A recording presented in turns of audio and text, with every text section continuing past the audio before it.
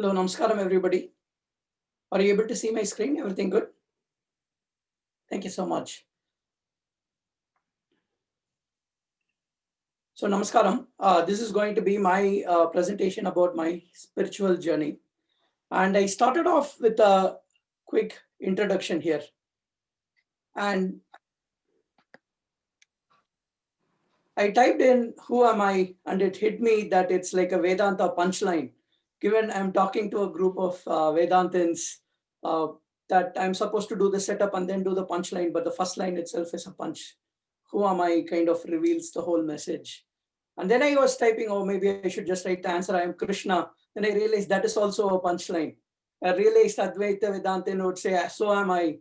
And that is what we are all leading up to.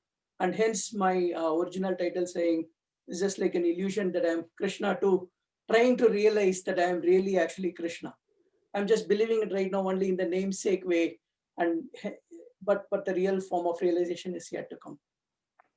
With that, a very short prayer, and also how kind of my journey started as well. This is the first shloka of the epic Raghu Vamsha by poet Kalidasa. The shloka goes, Vagartha viva sampraktau vaghartha pratipattaye jagataha pitaro vande parvati parameshwara. And it very briefly says, Vag Artha, just like the word and meaning are inseparable, please give me the knowledge of word and meaning. Just like how the universal parents, Parvati Parameshwara, are kind of inseparable. And it's a very beautiful poem that starts, and our Sanskrit teacher started off with this shloka. But if you have watched this movie Salangayoli, where Kamala Hassan, Jayaprada are acting, there is this song for which the prelude is this particular shloka. And S.P. Balasubramaniam sings it in two different forms. And if you didn't watch it or hear it astutely, you would have missed it. The first time he will sing Parvati Parameshwara in one phrase. The second time he will sing Parvati Pa, give a break, and then say Rameshwara. So the first word meaning is obvious. It is Parvati Parameshwara, Parvati and Parameshwara.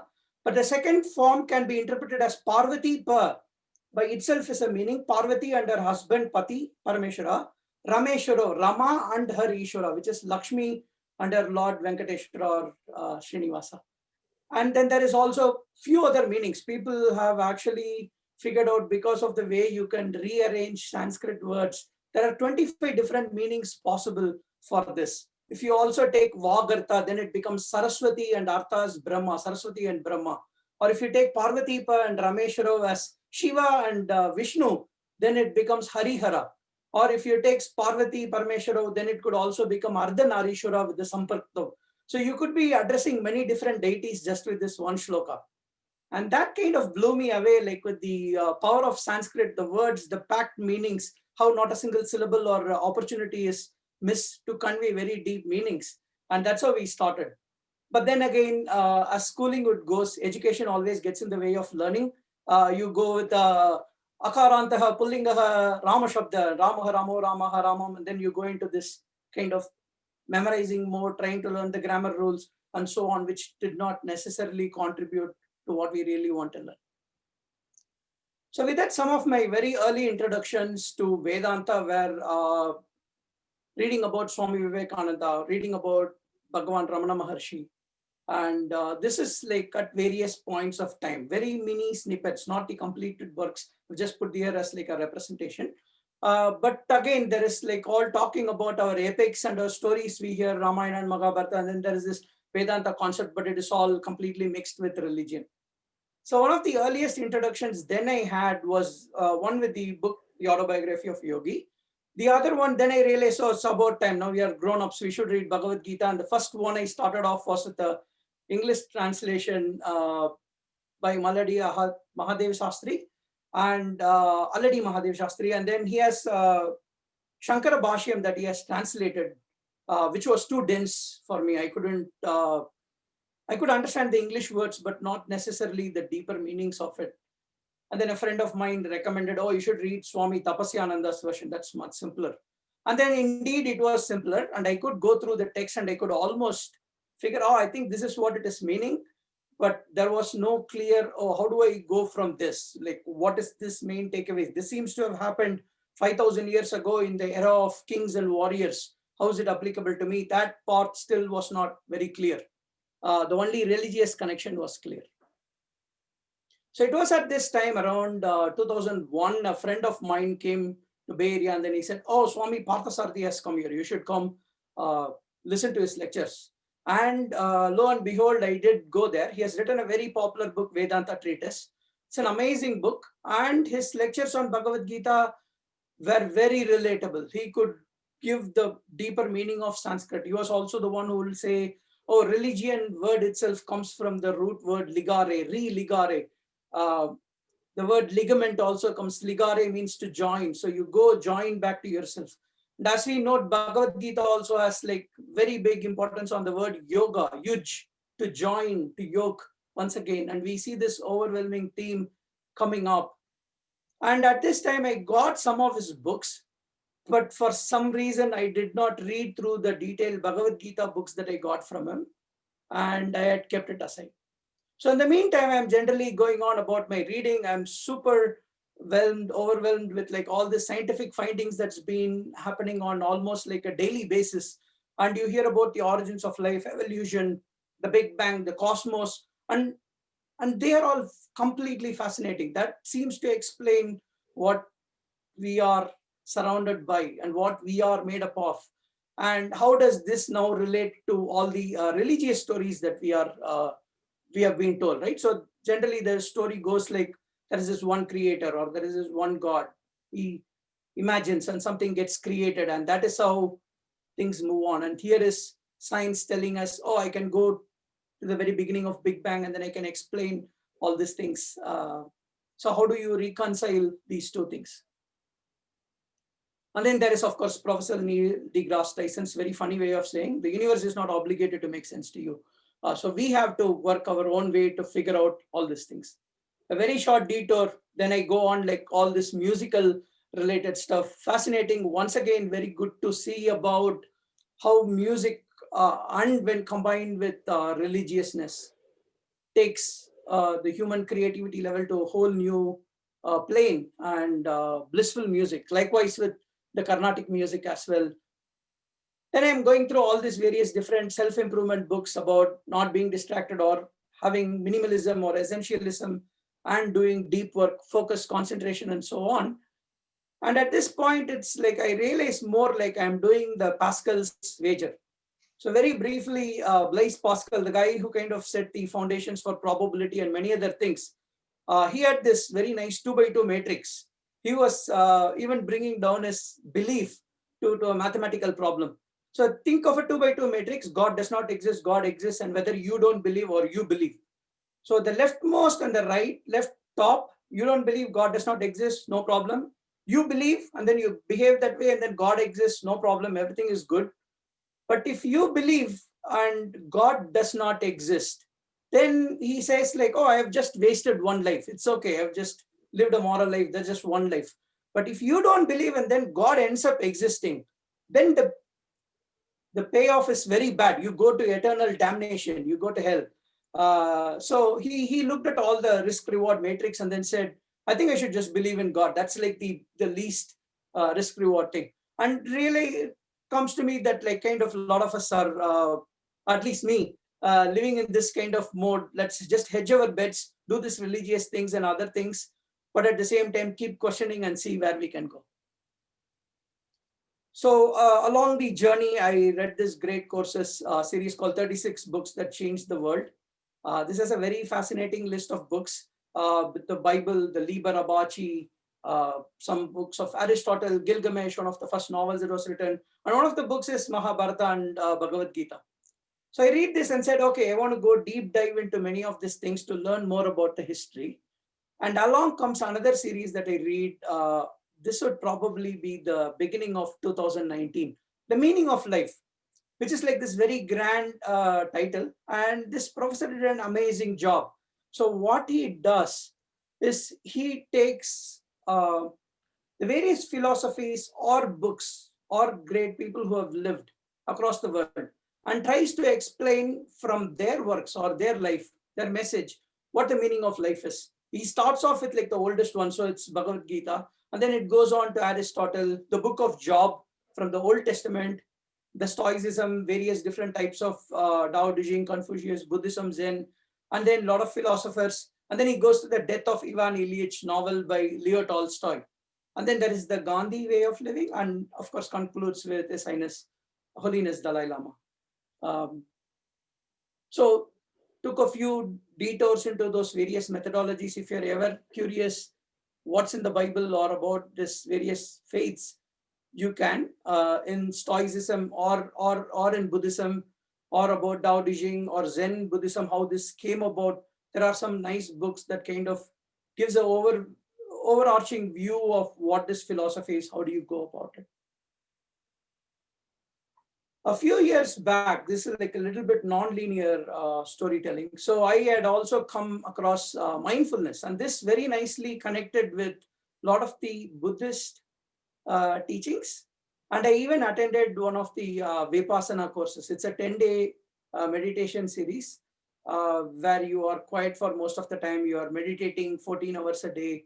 You're contemplating. And the Buddhist way of method of meditation is very, very interesting. It's forget about everything else. You, in this moment, you are living because of your breath. So your breath is very real. So just focus on the breath. And that is how it kind of starts and goes much more deeper into it. And it, yet again, as we have seen, the breath is also a way of controlling your mind. And that leads to deeper contemplation and true meditation, where you get to know a little bit more deeper about yourself. So I am still curious. So this is the point where like I'm doing search and research related stuff with artificial intelligence and so on. So kind of for me, it becomes a Pascal's wager in one more way. Whether we find out about whether this AI thing is true or not, I will have like a very good way to progress about my career too. So if it's true, then machines can be built or it cannot be built. And then, but fundamentally, joking aside, more importantly, how does mind actually work? How does vision work? How do these various senses work? How do we learn? How do we remember things? And what makes the neocortex and us kind of special as part of evolution and so on. And then, so it goes to the early phase of last year. Around March and April of this time, thanks to some YouTube algorithms, somehow I kind of chance upon some of these lectures. And Kishore thankfully started off the chain with some of the links that he said, oh, you should totally check this out. And these are some of the gurus whose lectures that I started listening. And so this time something got me more interesting. So between the Bhagavad Gita, in the meaning of life, and its occurrence in the 36 books that changed the world, I thought, oh, maybe I should try to go a little bit more deeper into this. Now it's starting to make a little bit more sense the way these lectures are being told. So with that, I finally picked up the book that I had gotten almost 18 years ago. So this is a 3-volume collection by Swami Parthasarathi. It's about 1,200 pages or something. It's very well detailed commentary on Bhagavad Gita with word by word meaning, and then each shloka has like a very crisp 2-line translation, and then probably about a page or two for each shloka, what it means, the deeper purport, and why things are laid out the way it is, the coordination, the collation of the various chapters or various themes. And it's also where I would learn, oh, the entire Bhagavad Gita is, the very crisp meaning is just said in 2 syllables. It's the first syllable and the last syllable, Dar and Ma. So Dharma is like what this book is about. So, you know, the Bhagavad Gita starts with the word Dharma Kshetre Kurukshetre, and then it ends with Yatra Yogeshwara Krishna, which ends with Matir Mama. So you could also think of it as like the first word and the last word, Dharma Mama. So it's about my Dharma. We are not talking about anybody else's Dharma, about my Dharma. And the way to do it is with the first 2 words, Dharma Kshetre Kurukshetre. You reorder the words, it becomes Kshetre Kshetre Dharmam Kuru. So in whichever abode you are in, do the best Dharma that you can. That is the purpose. And this resonated with me more, and that was like the clicking point for me. Oh, now it starts to make sense that it's not just a very, how we can kind of think of religion alone as, but it's way more spiritual than that. How do we take these lessons and how can we live a moral, good, happy life. And that is the kind of message that I initially started getting, that this is very, very interesting. I need to go deeper. So it's around this time that I joined this group and I start with the teaching of the Bhagavad Gita. Then parallelly, there is another book by Eknath Ishwaran. It's one of the very nice books, like as an introduction to Gita. It's great. I could start off with that. And that book was super helpful. So decided to go a little bit more deeper. And then there is the lectures by Swami Vivekananda. And in that, he actually makes a very compelling point. He says the religion is a very important supreme contract between you and the creator, or the supreme Brahman or Atman, however you want to put. And if there are a million people, there should be a million religions. There should not be one person saying, this is how you should be or you shall not be. And that was very profound thought to me. There is Bhagavad Gita according to Gandhi, who actually wrote a lot from reading Sir Edwin Arnold's translation, which is very poetic. But again, after reading the more detailed commentaries, I could find that, oh, this is missing a lot. So this is where you need the deeper text with individual Sanskrit meanings and connection with the Upanishads and other works to be able to explain what is really going on. So one short detour to the Yoga Sutras of Patanjali, which seem to now make a lot more sense. Learn about, oh, Hatha Yoga is just like this really small part of the Yoga Sutra, and about how it fully fits with all the precursors, like the preparation that you do, the yamas and niyamas, the way you live the moral life, and then how you control your breath, pranayama, and then the asana. And then only when you start trying to focus and concentrate, that you start to evolve. And to be able to do each subsequent step, you have to always do the step before. Otherwise, it's not as effective. And this version of Bhagavad Gita also kind of extremely enlightening, a very well-written big tome. And I was finding that each time I was reading this, there was always new interpretations, new meanings that I would have missed. Even though I think that I would have understood, there is always something more. So currently now I'm in the process of reading Swami Chinmayananda's version. It's a 15-volume one where he went very deep on each individual chapter of the Bhagavad Gita. So I'm about chapter 10 right now at this point. And we could see that a lot of what Swami Dayananda Saraswati or Swami Parthasarathi or anybody else whose versions I've read a little bit here and there are all kind of leading up to this. It seems to have been kind of like this one source, the form from which like a lot of the other interpretations and commentaries have kind of started growing out of. A very quick detour, if anybody is interested in Ramayana and Mahabharata, the two epics. So there are two simpler versions, one by Kamala Subramaniam and one by Sri Rajaji. And then there is the big one by Ramesh Menon, which is an unabridged translation, but in modern English.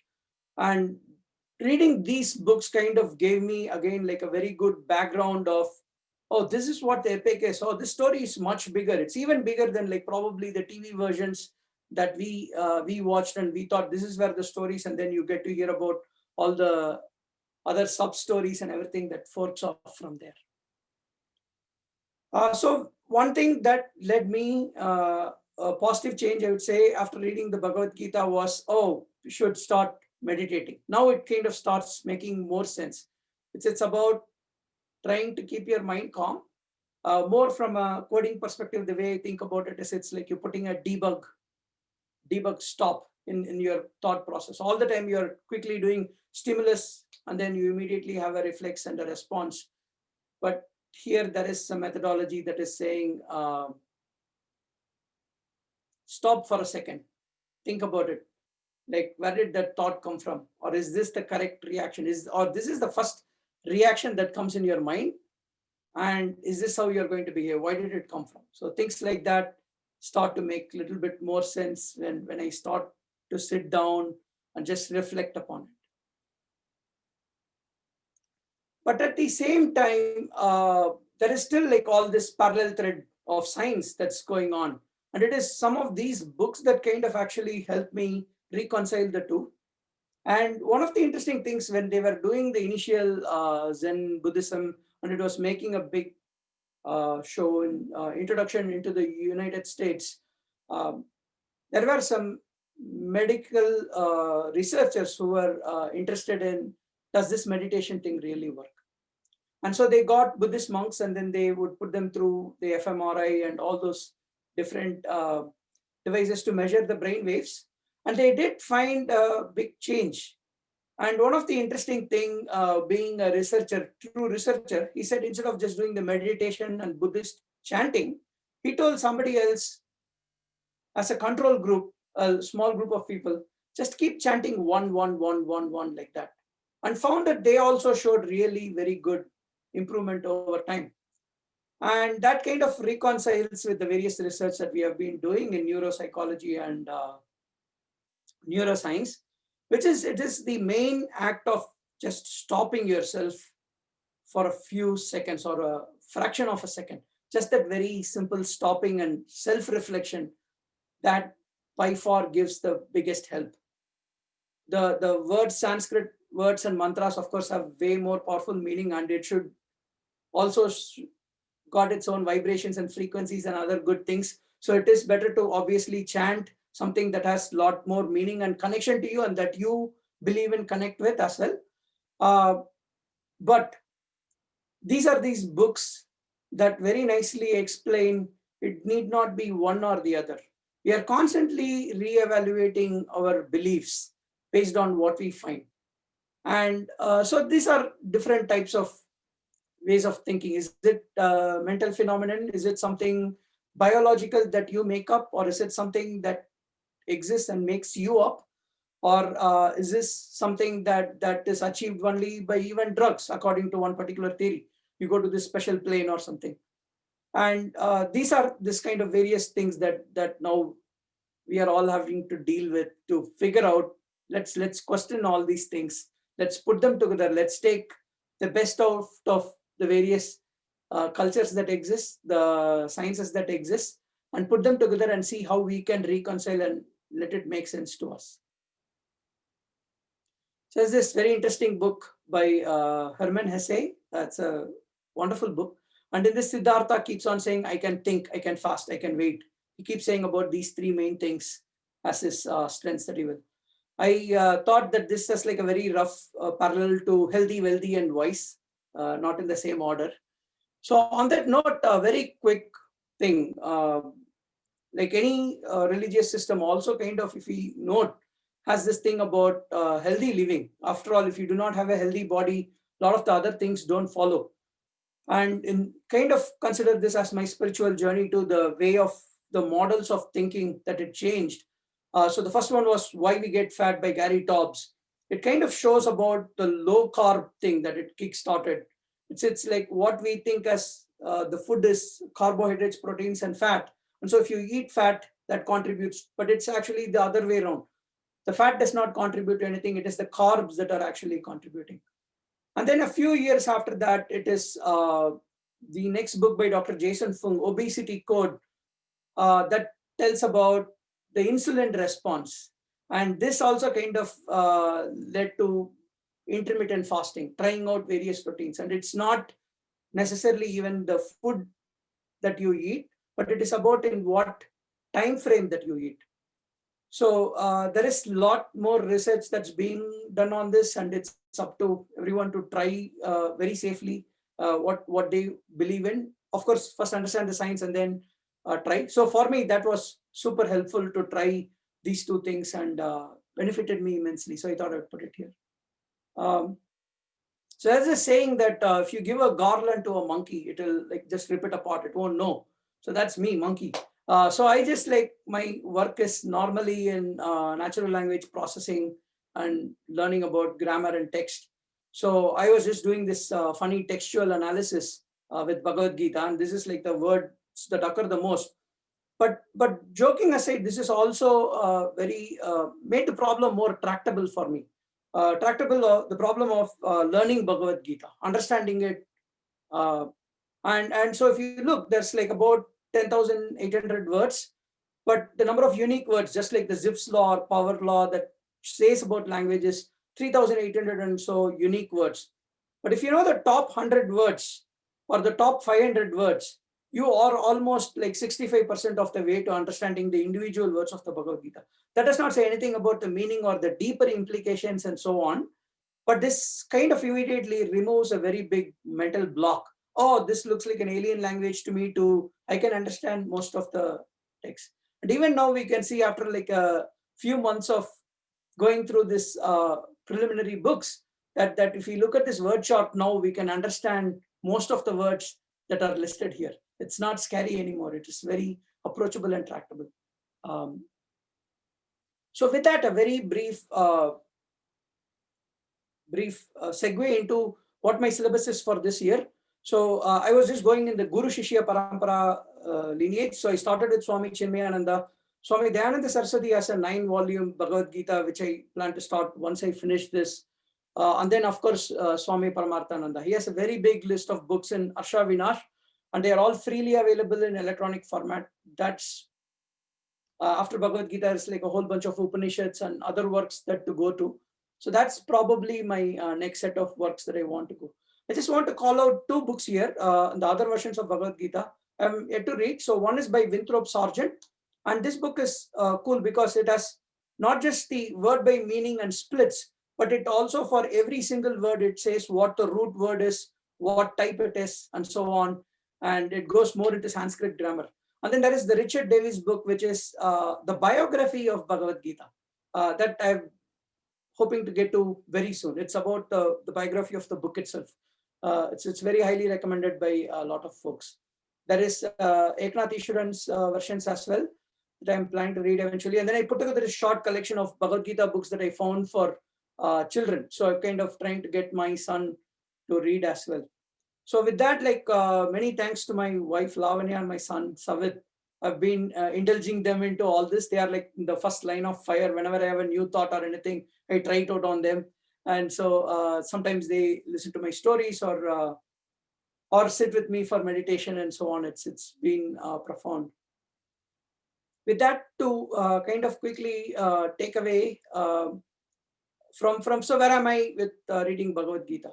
And so it could be very quickly summarized as the first shloka of Bhagavad Gita, the exact middle one, chapter 9, last shloka, and then the last shloka of Bhagavad Gita, 18th chapter. So the first one starts off with Dhritarashtra to Sanjaya. The middle one, and Dhritarashtra is asking Sanjaya, Dharma Kshetre, Kurukshetre, what is happening? What are Pandavas and Kauravas doing? The middle shloka, Krishna is telling to Arjuna, Manmana Bhava, Madbhakta, Madhyaji, Mam Namaskuru. And he's telling what you should do. And in the last shloka, Sanjaya is emphatically saying to Dhritarashtra, Yatra Yogeshwara Krishna, there will be Shri, Bhutihi, glory, Vijaya, victory. And this is my strong conviction, Mater Mama. So if we look at also another way of looking at Mahabharata, it is basically just about one person. Dhritarashtra is just our own mind. At that point, it is blind. It does not know. The Pandavas and Kauravas, the Pandavas are the 5 senses. The Kauravas are the 100 types of various sense inputs that we are getting. And how are we making the decision at each single point? And he's asking to the intellect, kind of like Sanjaya. And Krishna is preaching to Arjuna that the thing is, think about me, believe in me, worship me. And if you let go of all your ego and contemplate on it, you will get your answer. And what is the ROI for it? What is the benefit we get? Which is like the last shloka that says, you will be victorious, you will be prosperous, you will be glorious, and there will be good dharma. But it need not necessarily mean material wealth. It could just be your own satisfaction and health. So I started off with Jagataha Pitarau, Parvati Parameshwaro, and then Parvati and Rameshwaro, Lakshmi and Srinivasa. Turns out my parents' names are Rajalakshmi and Srinivasan, so I bow down to them. They kind of set me up with all this path and given all this great learnings along the way, the journey. So there is a saying in Ayurveda that goes, you are what you eat. And then there is the bibliophiles who will say, you are what you read. And then there is a sociological group who will say, you are the average of your 5 best friends. And I'm going to kind of extend it and say, you are also the average of the 5 most popular social network groups that you are participating in the most. And if that is the case, I feel blessed to be part of this group. I have learned immensely a lot of things, and I hope to continue the journey, learn more, and may we all get the realization. Om Tat Sat. Thank you very much.